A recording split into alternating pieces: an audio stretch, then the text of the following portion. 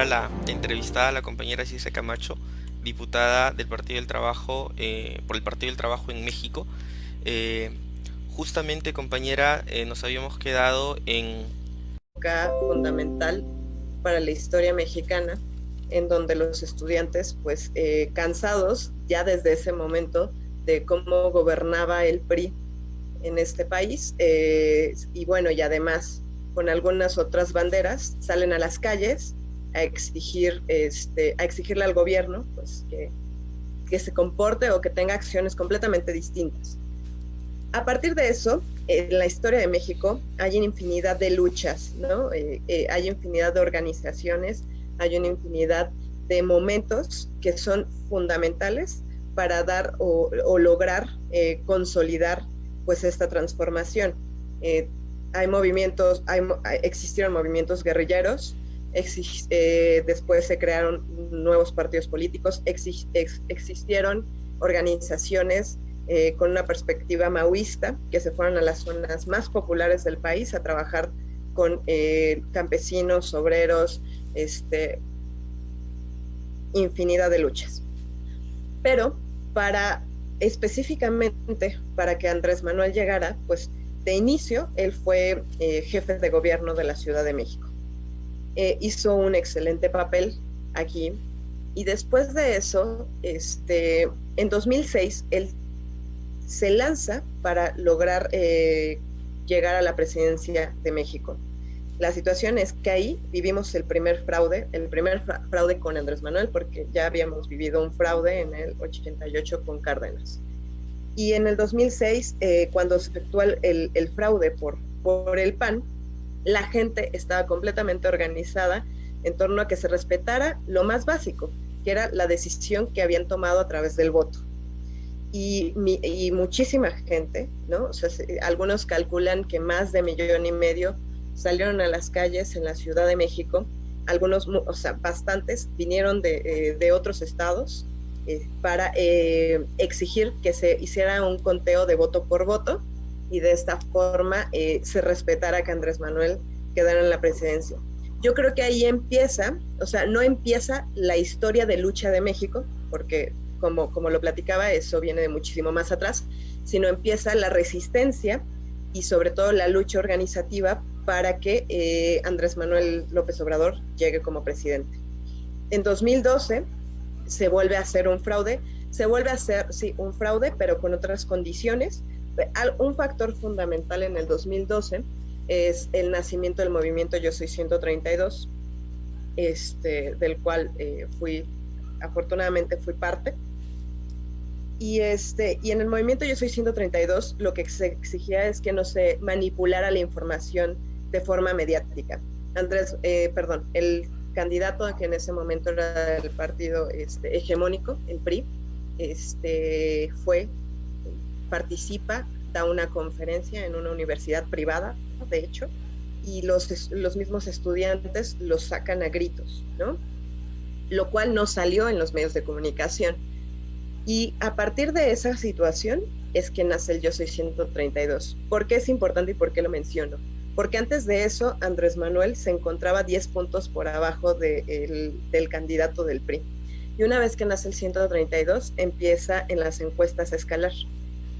En algunos debates que hemos tenido, yo he sostenido que la creación o el nacimiento de ese movimiento, más que el actual presidente se empezara a colocar en las encuestas, le permite mantener una vida política que nos lleva al 2018, ¿no? Cuando nos vuelven a hacer el fraude en 2012, esta misma organización empieza a ser muchísimo más notoria, muchísimo más grande. Y bueno, como ustedes saben, yo soy del Partido del Trabajo, y nosotros apoyamos, ayudamos de diferentes formas, en diferentes circunstancias, a que el presidente pudiera crear su nuevo partido, que actualmente se llama Morena, y en 2012 salimos en coalición a las elecciones para que Andrés Manuel llegue a la presidencia, y bueno, los resultados se dieron con una mayoría impresionante, con más de 30 millones de personas votando por el actual presidente, con muchísimo camino que recorrer, porque las condiciones en las que nos dejan este país son deplorables, en condiciones, en unas situaciones económicas muy complejas, completamente dependientes a los Estados Unidos, con prácticamente muchísimos baches que dejó el neoliberalismo y sobre todo millones y millones de pobres, más de la mitad de la población en México. Pero las propuestas más relevantes pues, de este gobierno creo que son bajo esta situación o bajo esta perspectiva, pues la bandera más relevante que tiene el presidente pues es el tema de la seguridad. Uno de los conflictos más sentidos de este país es la inseguridad que se ha vivido durante muchísimos años por el tema del narcotráfico, que además va muy acompañado el crecimiento del narcotráfico, va muy acompañado con el desarrollo del negocio de estados y encontrar gente colgada, gente dentro de botes, con ácido, ¿no? O sea, la verdad es que escenas terribles. De hecho, hay una escena que dejó muy marcado a este país porque se encuentra un cadáver con una persona sin rostro, ¿no? Entonces, a ese grado de violencia llegamos en mi querido México, y creo que al final del día esa es la bandera más relevante y más sentida que se tiene. Yo creo que otra de las banderas más importantes pues es la pobreza, ¿no? Porque como ya lo mencionaba, tenemos 5 millones, 5 millones de personas en pobreza extrema, y por lo tanto uno de los temas también fundamentales pues es el desarrollo económico. Cuando entra el neoliberalismo a este país, pues hay una desindustrialización, un abandono del campo y por lo tanto un aumento de la pobreza, pues vidas bastante complejas en la cotidianidad de los mexicanos. Compañera, y digamos, ya entrando en el contexto actual, digamos, se ha expandido esta pandemia que es el coronavirus, el COVID-19. ¿Cómo es que se está combatiendo esta pandemia en México? ¿Qué tanto cómo está respondiendo la población, digamos, a esta expansión? Digamos, en países como el nuestro, por ejemplo, el crecimiento del contagio es sostenido, nuestro sistema de salud está saturado, pero digamos, México, ¿cómo está afrontando esta problemática sanitaria general, y cómo está planteando el gobierno las alternativas para combatir esta situación crítica, ¿no?, para la humanidad? Mira, la verdad es que el gobierno en esta pandemia tomó muy buenas decisiones en los tiempos correctos. Por supuesto que hay contagio, por supuesto que hemos tenido decesos, lamentablemente es así, pero prácticamente han sido dentro de la curva de las ciudades, aunque es de las más habitadas, como bien lo sabemos, es la tercera ciudad, si no mal recuerdo, la tercera ciudad más habitada en el mundo, y por lo tanto, pues tenemos un país con muchísimos, o sea, tenemos 130 millones de habitantes. Todavía en este proceso de contagio, no, la curva se ha mantenido bastante baja, ¿no? O sea, no solo en contagios, sino sobre todo en decesos. La curva se ha mantenido bastante controlada, las decisiones que se tomaron en los momentos adecuados fueron las decisiones pues mejor tomadas para que la población no se viera expuesta. Creo que lo más preocupante viene después, y creo que es algo que no se ha discutido de forma adecuada, y es el tema de la economía a nivel mundial, que no tiene que ver con las decisiones que pueda tomar solo este gobierno, sino tiene que ver con el desarrollo económico en todos los países, ¿no? Estábamos haciendo algunos análisis y los únicos 2 países que van a tener crecimiento económico este año y el siguiente pues son China e India. Fuera de esos, todos vamos a tener decrecimiento, y eso significa que vamos a aumentar el número de pobres. Entonces, algo que sí es muy preocupante es que se nos mueran más personas por pobreza que por la misma pandemia. Pero aún así, han sido tan reconocidas las decisiones que se han tomado, que al mismo subsecretario se le pidió que se fuera a la ONU, ¿no? a poder evaluar las condiciones de la pandemia a nivel mundial y que pudieran hacer no solo un análisis, sino también herramientas que permitieran disminuir los contagios en todo el mundo. Entonces, la verdad es que se ha mantenido todo bajo control, todo ha estado ha estado dentro de las mismas, dentro de los mismos números que, bueno, creíamos se iban a dar en este país, en esta ciudad. Sí, compañera, justo conversaba antes con el compañero Aurelio y le comentaba un poco conversándole la situación del Perú, ¿no? Y dentro de las cosas que conversábamos le tocaba el punto de los autoempleados, digamos, informales, que se les conoce, la gente que tiene que salir a ganarse el día a día y que, digamos, durante el periodo de confinamiento han visto sus condiciones de vida bastante mermadas. Actualmente en países como el nuestro representan un punto muy difícil a tratar, porque digamos, sí. las condiciones mismas de vida hacen Perdón. sí, las condiciones mismas de vida hacen que esta gente salga a trabajar. No sé si ese fenómeno se ha presentado en México y si ha presentado, cómo es que el gobierno ha podido, digamos, también tratar de, dentro de las condiciones, digamos, estructurales, reducir el riesgo, ¿no?, de contagio. Sí, gracias. Mira, de hecho es una de las preocupaciones más importantes que de menos este equipo eh, tiene, tiene presentes. Y el tema es que tan solo a nivel nacional tenemos más o menos 30 millones de personas que están en el comercio informal. Y bueno, y en esta ciudad también tenemos varios millones, ¿no? Y a nivel federal ya se tomaron algunas decisiones que les permita dar préstamos, ¿no?, a todo este sector para que puedan estar un poco más tranquilos dentro de, pues, esta pandemia, ¿no? La situación es que no ha sido suficiente, ¿no? O sea, si nosotros hacemos una multiplicación de los préstamos que se están generando por el número de familias o personas que están dentro del comercio informal, pues no hay dinero suficiente para cubrir todas estas necesidades. Pero aún así es una responsabilidad del gobierno. Lamentablemente los estados no han asumido una responsabilidad. O sea, esta ha sido una acción que se ha tomado a nivel federal, pero los estados también tienen presupuestos y ellos no han querido enfrentar esta situación en donde muchísimas, o sea, miles y millones de personas y familias se ven expuestas, no solo se ven expuestas a contagiarse, sino que por no tener acceso a una salud, digamos, ágil, rápida, ¿no? O sea, y de calidad prácticamente que nos heredó el neoliberalismo en este país, pues muchos de ellos mueren.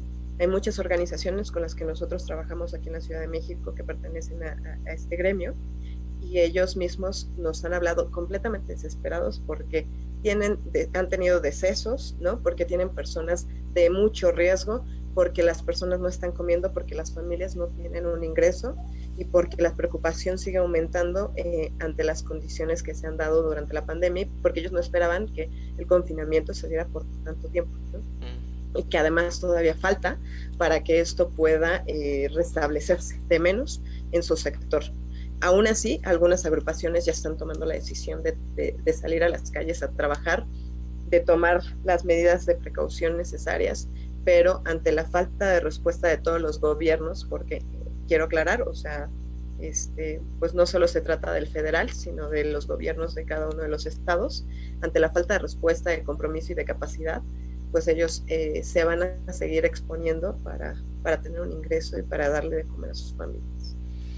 Si pudiera un poquito precisar sobre la estructura política de México, digamos, en países como el nuestro no hay autonomía de los gobiernos, entonces para que se entienda un poquito más la relación entre los estados y el gobierno federal y, digamos, las responsabilidades mutuas, justo en el marco de esta pandemia, ¿no?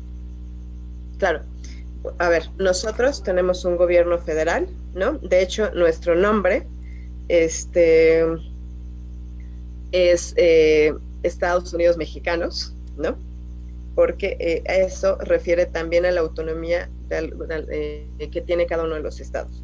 Entonces, existe el presidente, existen En cada uno de los estados existe el poder ejecutivo, legislativo y judicial, ¿no? Y así al mismo tiempo a nivel federal. Entonces está el presidente junto con los congresos federales, que en este caso es la Cámara de Diputados y el Senado de la República, y bueno, y obviamente el poder judicial, ¿no? que está bajo la responsabilidad, más el poder militar, que está bajo la responsabilidad del Ejecutivo. Pero en cada uno de los estados existe un gobernador, o en el caso de la Ciudad de México, una jefa de gobierno, que ese sería como el poder ejecutivo, bueno, no sería como, es el poder ejecutivo, más su propio Congreso, que es el Congreso de la Ciudad de México, o el Congreso de cada uno de los estados, y su poder judicial. Mientras no se contraponga, por ejemplo, en el poder legislativo, mientras no se contraponga las leyes que nosotros estamos haciendo en la Ciudad de México con la de la Federación, no habrá ningún problema, y sobre todo si es en derecho, en aumento de, bueno, en ir increciendo en los derechos de la ciudadanía. Si es para eso, no hay ningún conflicto. Si se retrocede en derechos, entonces sí empieza la federación a ser aplicable, o sea, las leyes son aplicables en cada una de las localidades. Tienen presupuesto cada uno de los estados, tienen millones de pesos de presupuesto para poder cumplir con las necesidades de cada uno de los estados, y también se tiene un presupuesto federal para que se pueda mejorar la gobernabilidad en todo el territorio mexicano. Sí, compañera, digamos, tomando ahorita en cuenta los principales desafíos que afronta México, habíamos visto el tema de la violencia social, pero también hay un tema específico que es el tema de la lucha de las compañeras feministas allá en México. ¿Cómo es que se está planteando no sé cómo es que se está planteando esta problemática al interior de la sociedad mexicana? ¿Se escuchó? Solo te escuché sociedad mexicana. Ok, repito en todo caso la pregunta. Perdón. Tomando en cuenta las actuales problemáticas de México, además de la violencia social que ya nos había comentado hace un momento, también está el tema de la violencia de género, el tema de los derechos de las compañeras, cómo se está manejando esta problemática en México, qué medidas hay que se estén desarrollando, no solamente de parte del gobierno, sino también de parte de los mismos movimientos sociales, ¿no? De los mismos movimientos feministas, cuál es la relación que existe ahí. Mira, la situación que vivimos en México con respecto a la violencia de género es enorme. Antes de que existiera la pandemia, antes de que esta situación mundial, teníamos más o menos 10 feminicidios al día en todo el país. O sea, es bastante alto. Creo que ese es uno de los grandes temas que no se han abordado de la mejor manera. O sea, siendo autocríticos, creo que no se han encontrado las medidas adecuadas para poder disminuir la violencia de género y los feminicidios en este país. Que obviamente nacen de ellos, y lo peor de todo es que en esta cuarentena, pues estamos en nuestras casas, no salimos en horas inapropiadas, ¿no? Y somos más violentadas y estamos más vulnerables, y son las personas más cercanas a nosotros las que generan esa misma violencia. Y no quiere decir que no haya millones de casos de mujeres que no fueron violentadas por las personas más cercanas. Hay muchísimos casos de mujeres que fueron raptadas. Tenemos un problema también, un problema bastante grave de trata de personas, en donde pues México terminó siendo un punto clave para poder llevar a Estados Unidos, a Europa, a mujeres que han sido raptadas, que han sido, que se les ha obligado a prostituirse, y De hecho, en algunos datos se menciona que Tlaxcala es la zona, o bueno, de menos era hace unos años, era la zona en todo el mundo donde más trata de personas existía y donde más riesgo de ser trasladada a otro país encontraba, ¿no? Entonces, no se han tomado las mejores medidas. También hemos de reconocer que los grupos digamos, no quisiera decir radicales, sino algunos grupos que creen que la violencia o las acciones o la acción directa, como se podría decir desde el anarquismo, son los métodos o las formas adecuadas, han aumentado, ¿no? O sea, ¿qué estoy diciendo? Prácticamente los grupos anarquistas de mujeres y los grupos separatistas han aumentado sus filas, y entonces salen las chicas cada cierta fecha a romper cualquier cantidad de cosas que se le pongan enfrente. Y no estoy diciendo que no sea correcta la rabia que se siente, porque evidentemente las condiciones en las que nos encontramos, el riesgo y la lucha, que prácticamente es por vivir, que estamos enfrentando, es completamente legítima. La situación es que este tipo de prácticas han sido mucho más recurrentes bajo este gobierno, porque además, pues por ser un gobierno de izquierda no vamos a salir a reprimir, y creo que en lugar de que la lucha de las mujeres o la lucha feminista aumente, ¿no? Porque todas sufrimos el mismo tipo de violencia, ha disminuido en algún sentido, ha generado muchísimas, ha generado una percepción errónea de lo que significa la lucha feminista. Se ha aislado, no ha permitido que esto se masifique, y no ha permitido que llegue hasta el último rincón en donde exista una mujer y que comprenda que esta lucha es de todas, ¿no? Y que prácticamente nosotros tenemos que cambiar este sistema para que podamos tener una vida digna, una vida plena.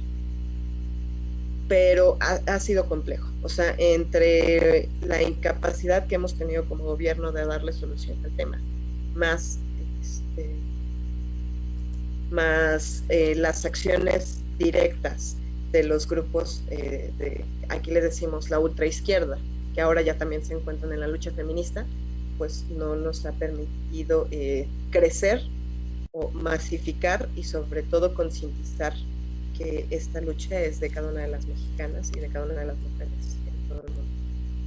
Y digamos, como organización, sea a través de Morena o sea a través del Partido del Trabajo, ¿hay alguna táctica para vincular para vincularse con ese movimiento? Para, digamos, generar puentes de diálogo con el feminismo. Claro, a ver, yo desde que estoy en la lucha me declaro completamente feminista. Tengo vínculo con algunas agrupaciones feministas, sobre todo universitarias. Yo también vengo de la lucha estudiantil.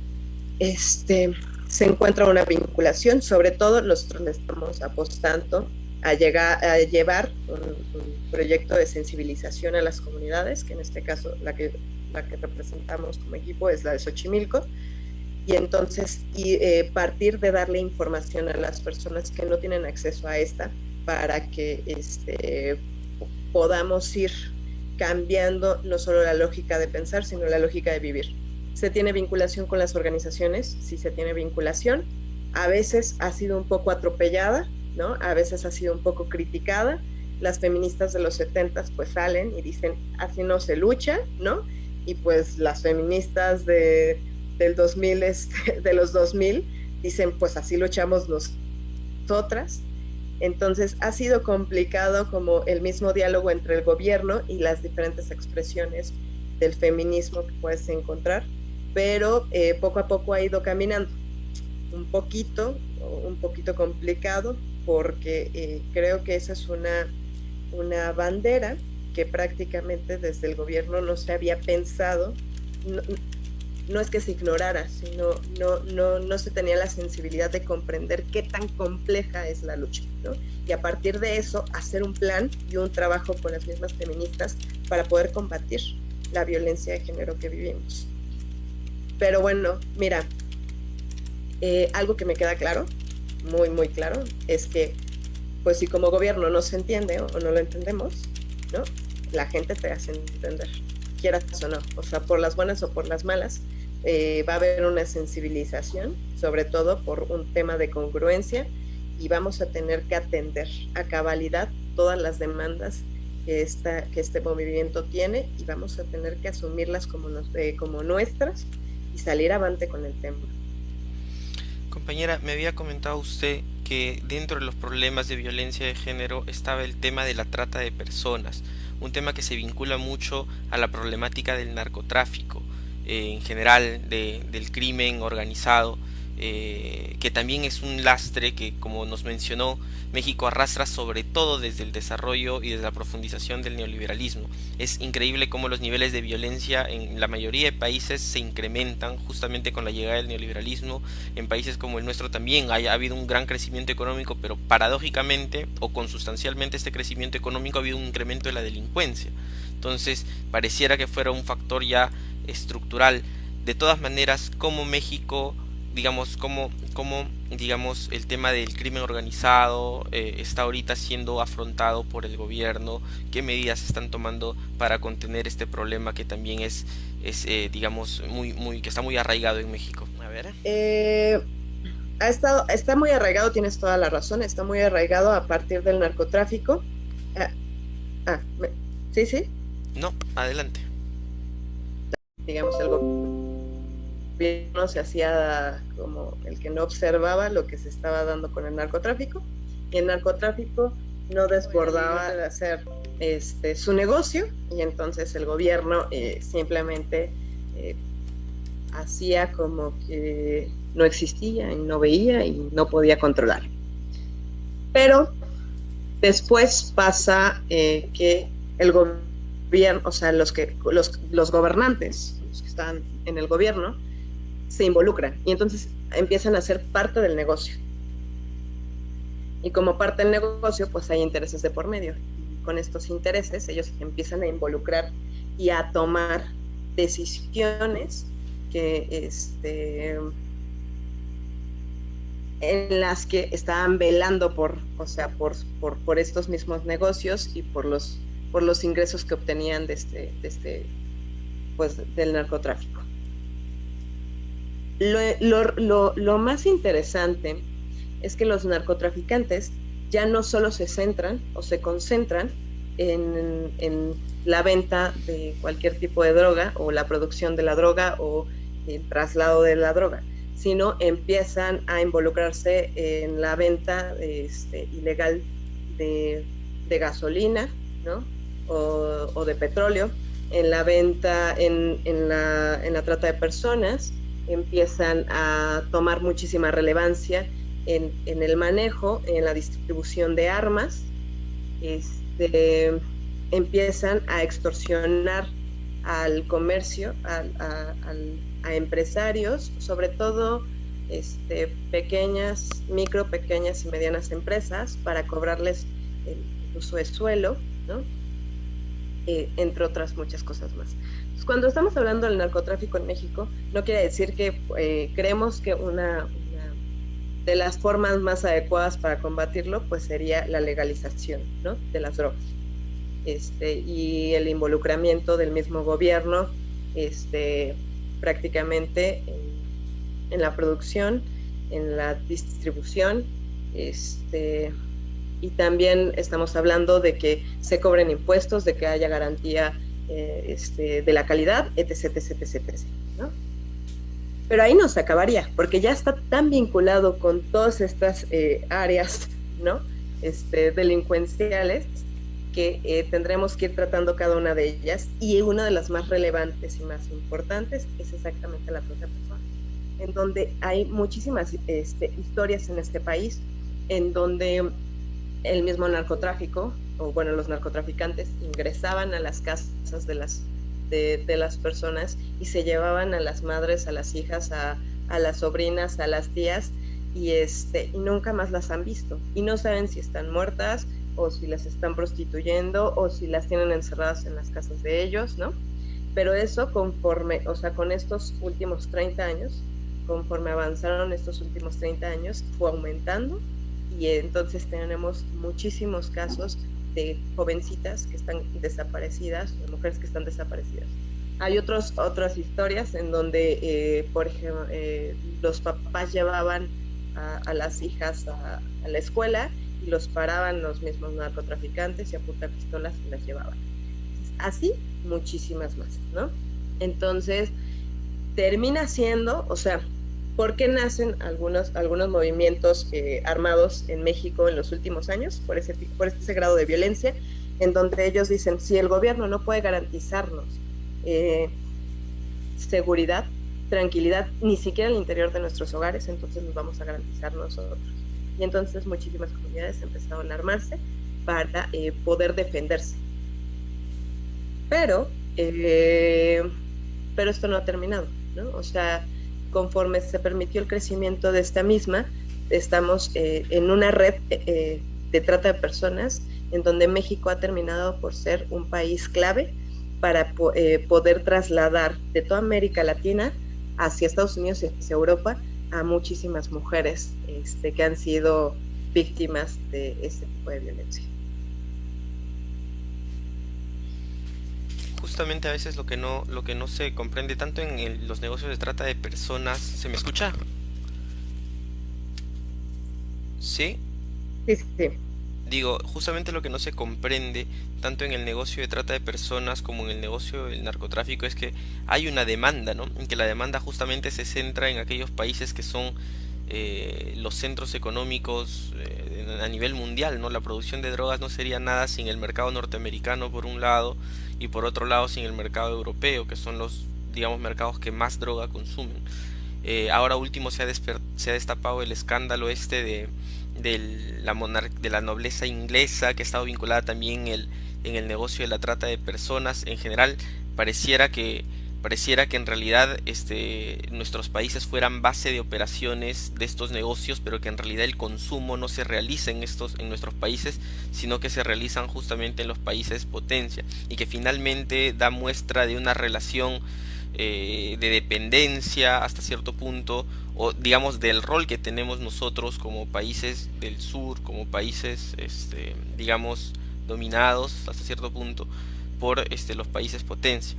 En el marco de estas relaciones internacionales, ¿cuál es la vinculación actual entre México y Estados Unidos? ¿Cuál es la relación que se tiene con el vecino del norte problemático, agresivo? Sobre todo en estos tiempos donde gobierna pues Donald Trump y donde gobierna López Obrador en México, ¿no? Hace un año ya casi hubo esta caravana de migrantes de de Centroamérica, perdón, que querían llegar hacia Estados Unidos, y que justamente la última parada, el último lugar al que pudieron llegar en esta caravana, en esta caravana, fue a México. ¿Cuál fue la relación de México, digamos, con esta caravana? ¿Cuáles fueron, digamos, las relaciones con Estados Unidos después de esta coyuntura? ¿Si ha afectado en algo la relación con Estados Unidos? ¿Cuál es en general la relación entre México y Estados Unidos actualmente? Mira, es bastante complicada, porque hay muchísimos elementos que tenemos que analizar. Hay un dicho, muy bien dicho en México, y es tan lejos de Dios y tan cerca de los Estados Unidos, ¿no? La situación es que tenemos un gobierno que no está dispuesto a cumplir los caprichos de los Estados Unidos, pero heredamos un país que tiene una dependencia importantísima de los Estados Unidos, sobre todo económica. Entonces te encuentras entre la espada y la pared, en donde tienes que decidir lo mejor para la población, sin que esto signifique vender a tu país, como lo hicieron los gobiernos pasados. O digo, perdón, no vender, regalar, porque los otros lo regalaban. y ante una situación de pobreza en Centroamérica muy delicada, ¿no? Que además también por el grado de violencia se ha visto afectada en los últimos años, que también va encaminada con los gobiernos neoliberales y con los golpes de Estado, como por ejemplo en Honduras. Y todos esos elementos son fundamentales para hacer un análisis geopolítico y también un análisis económico de la región, ¿no? Y la dependencia hacia los Estados Unidos que se ha construido, se ha generado durante muchísimos años. La relación hasta ahorita ha sido cordial. No podemos romper con los Estados Unidos por lo que acabo de mencionar, y esto se demostró con el tema de los migrantes. Las primeras caravanas ingresaron al país y lo que se dijo es: vamos a respetar los derechos humanos y no vamos a permitir que les pase lo que les pasaba en años anteriores. ¿Qué es lo que les pasaba a los migrantes que pasaban por México? Si lograban cruzar, eran en verdad, cruzar por México era todo un reto por el tema del narcotráfico y de la violencia. Tenemos fosas en todo el país en donde se han encontrado más de 200 cadáveres en una sola fosa, y la mayoría de ellos no puede, no se les, ¿cómo decirle? No se les puede poner nombre y apellido, no sé, porque la mayoría eran migrantes, y cuando pasaban por México, pues eran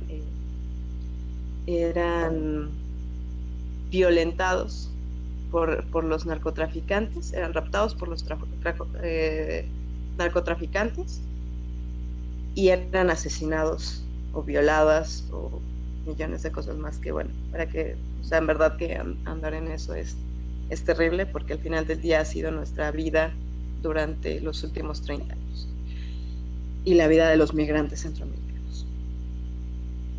Pero la relación con los Estados Unidos ha sido bastante compleja, porque el presidente ha sido bastante claro en que no va a permitir que ellos intervengan en las políticas internas de nuestro país, pero también se ha visto en una situación complicada y de tomar decisiones que no son acordes a las que este gobierno desearía, por el simple hecho de la presión económica. Cuando se da la reunión entre México y Estados Unidos, una de las amenazas que hace el gobierno estadounidense es de aumentar los aranceles, ¿no? Y eso significaba en nuestro país dejar sin empleo más o menos a 1,5 millones, 2 millones de personas, ¿no? Y una de las condiciones que pusieron es que nosotros teníamos que detener a los migrantes centroamericanos. Creo que en ese sentido, al principio se le criticó fuertemente al gobierno mexicano, pero conforme avanzó, tuvo la capacidad de ir dándole salidas, ¿no? Y entonces la salida era, te puedes quedar aquí, pero necesitas, prácticamente hacer un compromiso de no intentar cruzar, ¿no? Nosotros te vamos a ayudar o vamos a intentar garantizar que tengas lo mínimo para poder sobrevivir y que puedas desarrollarte laboralmente aquí. Te podemos regresar a tu país, pero lo que no podemos hacer o lo que no podemos permitir es seguir evadiendo el conflicto de la migración. Y dos, que sigan siendo vulnerados y que sigan siendo exhibidos ante la violencia que este país vive. Y tres, pues que prácticamente el conflicto con los Estados Unidos aumente. Creo que una de las decisiones más acertadas del presidente, que ya las tenía planeadas desde antes de tomar la presidencia, fue que necesitamos desarrollar la economía de la región, no solo de México, y que necesitamos contemplar las necesidades de Centroamérica, las necesidades del Caribe, y que pudiéramos hacer un plan sostenible de desarrollo económico de toda esta zona, para que pudiéramos estar muchísimo más tranquilos y garantizarles una mejor vida a nuestros a los ciudadanos de cada uno de estos países, ¿no? A nuestro pueblo. Pero no es tan sencillo, ¿no? Y no es tan sencillo porque te encuentras con un presidente como el de El Salvador, como de algunos otros países, que están en la mejor disposición de recibir dinero para desarrollar supuestamente la economía de estos mismos, y después que el dinero no tenga pues no tenga ninguna explicación, o sea, que no se tenga ninguna explicación de en qué fue utilizado, ¿no?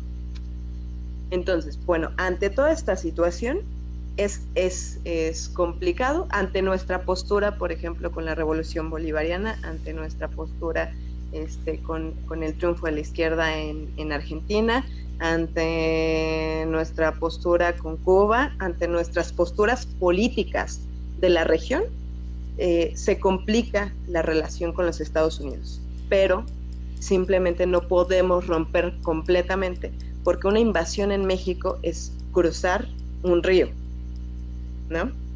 Cruzar un río en donde al norte del país los mexicanos pues han estado culturalmente colonizados al grado de que pues, prácticamente se sienten gringos y creen que no son parte de esta nación, y en donde a los del centro y a los del sur nos ven como ajenos a la realidad y al tipo de vida que se debería de tener, porque está muchísimo más individualizado la cotidianidad de los norteños, como en Gringolandia, ¿no? Como así le decimos aquí. Pero es compleja, o sea, económicamente, culturalmente, socialmente y políticamente, la complejidad a la que se enfrentan en México con respecto a Estados Unidos es delicada. No podemos tomar a la ligera cualquier amenaza que puedan tener hacia nosotros, porque la verdad es que el pueblo sería el que se vería expuesto a todo este conflicto. Sí, compañera, justo una situación bastante peculiar, ¿no? Me quedo con esta frase: tan lejos de Dios y tan cerca de Estados Unidos, porque finalmente esa proximidad es también digamos, una amenaza constante, ¿no? La misma Cuba ha estado cerca de Estados Unidos y evidentemente tiene que estar constantemente reforzando sus sistemas de seguridad, y es muy difícil plantear una oposición teniendo o una transformación mucho más profunda teniendo un vecino tan amenazante tan cerca. Sin embargo, claro, notamos por lo menos un cambio en México, sobre todo después de la apertura neoliberal, ¿no? Del NAFTA en inglés, o bueno, el Tratado de Libre Comercio, y claro, que había señalado usted al comienzo en su intervención que, digamos, el neoliberalismo dejaba muchas huellas, ¿no? Y entiendo que estas huellas culturales en el norte del país también son producto, o en todo caso debieron haberse profundizado con el neoliberalismo, ¿no? ¿Qué tanto queda del proyecto fundacional, independentista o digamos patriótico de la Revolución Mexicana, ¿no? ¿Qué tanto hay todavía de eso en el espíritu del pueblo mexicano, y hasta qué punto la apertura neoliberal ha afectado en esta identidad, ¿no? Porque, digamos, los recuerdos que tenemos algunos de México, sobre todo a partir de las películas de antaño, con todas las diferencias, digamos, del tiempo y las críticas que puedan haber estas producciones, es de un patriotismo y de una identidad muy fuerte, ¿no? en México. Entonces, ¿hasta qué punto esto se viene modificando? ¿Cuál es el impacto del neoliberalismo en la cultura misma mexicana? Y finalmente, ¿qué queda, ¿no? de esta identidad fundacional de la revolución de hace ya 100 años, ¿no? Queda mucho, queda el centro y queda el sur, ¿no? 2/3 partes de este país. No, queda mucho. La verdad es que algo que pueden observar muchos de los compañeros y compañeras que han venido a este país, muchos de los amigos que viven en otros países, es que el tema de la identidad es fundamental, ¿no? O sea, no podemos hablar Creo que una regla básica es que no se da lo mismo en la Ciudad de México como en Nuevo León, como en Chiapas, como en Veracruz, ¿no? O sea, las condiciones de vida cotidiana son distintas, la construcción social es completamente diferente, la guerra psicológica también se da de forma diferente, ¿no? Y pero lo que sí te puedo decir es que hay una identidad, un amor a la patria, un amor a las raíces y sobre todo una capacidad de enorgullecerse de estas mismas que permite que en México no sea un país fácil de dominar ni fácil de doblegar. En algunas zonas se puede dar de mayor forma, sí, claro, por supuesto, ¿no? Y tan es así que pues por eso estamos hablando del norte del país, en donde seguramente en algunas regiones más que en otras, se note pues esta colonización o esta invasión cultural a la que se han visto expuesta durante muchísimos años. Pero hace unos días discutía con una, no discutía, platicaba con una compañera del norte y entonces yo le decía, es que ya, o sea, deja de estar colonizada. Recuerda, aquí no se festeja Halloween, se festeja el Día de Muertos, que es muchísimo más relevante y tiene una trascendencia cultural, pero más grande, ¿no? De lo que tu Halloween representa. Entonces ella se reía y decía, sí, es cierto. O sea, nosotros en el norte del país festejamos el Halloween, ¿no? Y se utilizan muchísimas frases y muchísimas palabras en inglés para referirse a cualquier cosa, ¿no? Teniendo un idioma pues muy rico, ¿no? Bastante amplio y sobre todo, como en cada uno de los países, con regionalismos bastante simbólicos. Pero habrá pueblos, habrá zonas al norte del país que también defienden la tierra, ¿no? No olvidemos que la única invasión que se ha logrado en los Estados Unidos fue por un mexicano, ¿no? Villa logró ingresar a los Estados Unidos, hacer lo que, o sea, generar el nivel de violencia que quiso, ¿no? Demostrarles que estaban completamente vulnerables, salir de los Estados Unidos, ocultarse en la sierra de México y jamás haber sido encontrado, ¿no? Entonces también tenemos patriotas que van a defender a este país y estas raíces como lo hemos defendido muchísimos, si es necesario hasta con la vida, ¿no? Pero con un mundo globalizado, ¿no?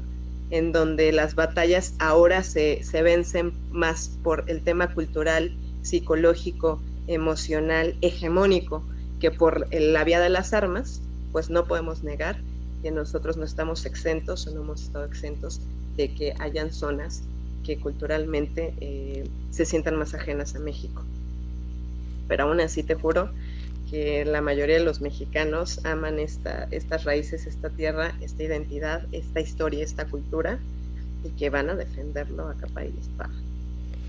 Compañera, qué gusto escuchar en todo caso estas palabras. Un poco para ir cerrando el tema de esta entrevista que ha sido bastante enriquecedora. Los hechos recientes están como que se suceden muy rápido y a veces falta incluso tiempo para asimilarlos. Hace unos días se ha desatado una protesta en Estados Unidos que a ojos de muchos parece, digamos, imprevisible, pero el grado de violencia que ha habido hacia la población negra ha sido demasiado y ya parece que está rebasando algunos límites. Trump ha dado un comunicado hace poco diciendo que va a desplegar las fuerzas policiales y militares. En general, Estados Unidos viene en una decadencia mientras otras potencias emergen o se consolidan. Hay una crisis geopolítica a nivel internacional. Y dentro de esta crisis geopolítica o dentro de este reacomodo de fuerzas, en todo caso, ¿cómo se evalúa de parte del Partido del Trabajo, de parte particularmente usted, la situación internacional, qué perspectivas ya futuro para México, para la región y en general, ¿no? Para el, para el mundo. ¿Se escuchó la última parte? Me quedé en Partido del Trabajo y Sí, desde sigues, su perspectiva sigo sin escuchar. Ah, ya. listo. Desde su perspectiva como militante del Partido del Trabajo, ¿no? ¿Cómo evalúan este reacomodo de fuerzas a nivel internacional? Eh, y digamos el rol de América Latina como región y de México en particular en este reacomodo de fuerzas, ¿no?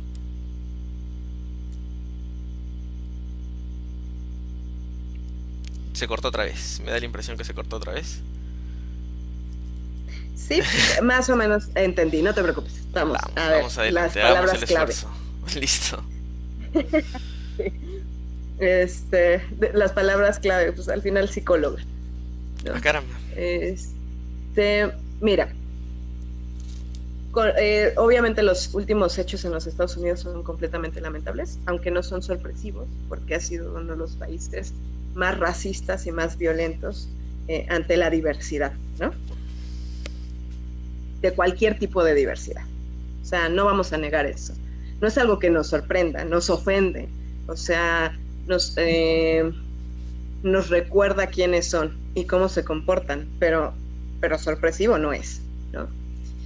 Las manifestaciones que se han dado, la verdad es que la completa solidaridad, hay una completa solidaridad de este lado, y en lo que podamos apoyar siempre vamos a estar dispuestos, porque las luchas por la justicia, aquí y en cualquier lado van a ser nuestras. Siempre vamos a salir de la mano con los compañeros a gritar y a exigir que esta sea aplicable, ¿no? Si no, pues empecemos por la lucha de clases, ¿no? El tema de justicia.